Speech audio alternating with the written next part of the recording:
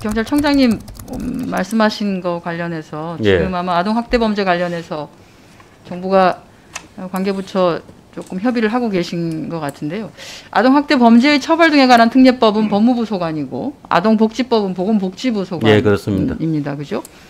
근데 지금 그동안에도 계속 아동학대 범죄가 일어났는데도 불구하고 분리조치를 할 수 없어서 결국 아동이 다시 해당 가정으로 돌아가게 되고 그렇게 해서 이제 극단적인 상황까지 가게 되는 들이 있었는데 그 분리조치에 대해서 법무부에서 상당히 조금 보수적으로 지금까지 판단을 해왔습니다. 그렇지 않습니까? 이 법을 개정하는 거에 대해서는.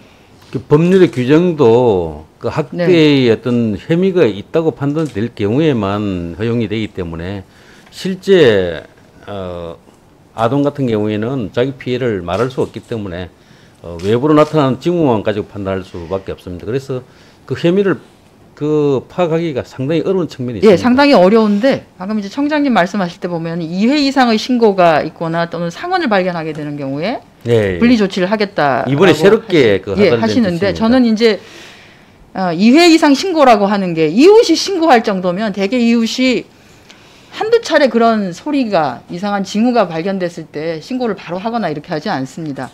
정말 듣다 안 돼서 야 이건 정말 안 되겠구나 해서 신고를 하기 때문에 그게 2회 이상이라고 하지만 실제 해당되는 아동에게는 수차례 수십 차례의 학대가 진행되고 난 뒤에 겨우 2회 정도로 결과로 나타날 수 있거든요. 그래서 저는 이 2회 이상 신고라고 하는 것에도 좀 너무 지금 사회 또는 국민들이 공분하거나 아동에 대해서 말씀하신 것처럼 아동은 자기 의사 표현을 제대로 하지 못하기 때문에 한 번이라도 일단 신고가 오면 일단 분리해서 그 아동에 대해서 상세하게 정밀하게 조사를 하고 검진을 하게 하거나 하는 조치들이 좀 되고 난 뒤에 다시 아무런 문제가 없다라고 하는 정말 완벽한 판단이 섰을 때 돌려보내는 것은 모르겠습니다만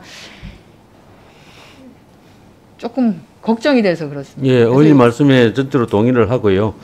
저희들이 분리 조치는 가장 1차적으로 긴급하게 하는 그런 조치고, 그 외에 모든 신고에 대해서는 전수합동조사를 합니다.